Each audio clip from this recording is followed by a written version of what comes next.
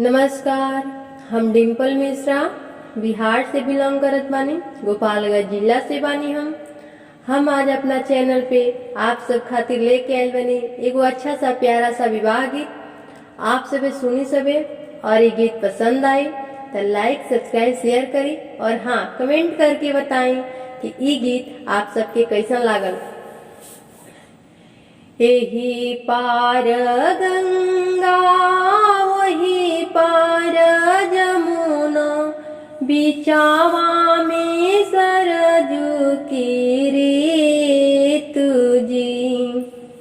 एही पार गंगा वही पार जमुना, बिचावा में सरजू की रे तुझी।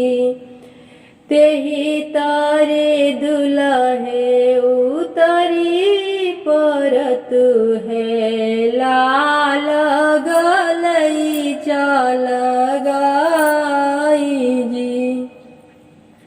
अरे तेही तारे दुल्हे उतरी परत है, लाल गलई चाल गाई जी। कहाँ देखबो बाबा हम बाग बगीचा, कहाँ देखबो हम ससुरारी जी। कहाँ देखबो बाबा नई दुल्हनिया, कैसे के करब सलाम जी।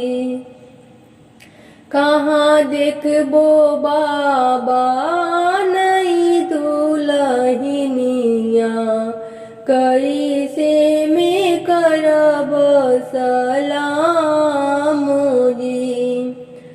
गोयड़ा ना देखबो बाटा बाग बगीचा, दुआरा पे देखबो ससुरार जी।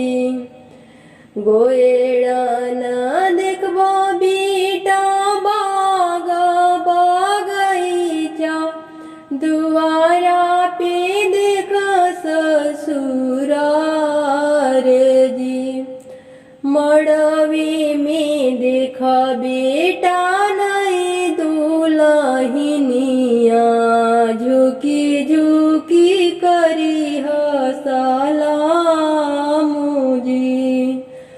मड़वी में देखा बेटा नई दुल्हनिया, झुकी झुकी करी सलाम।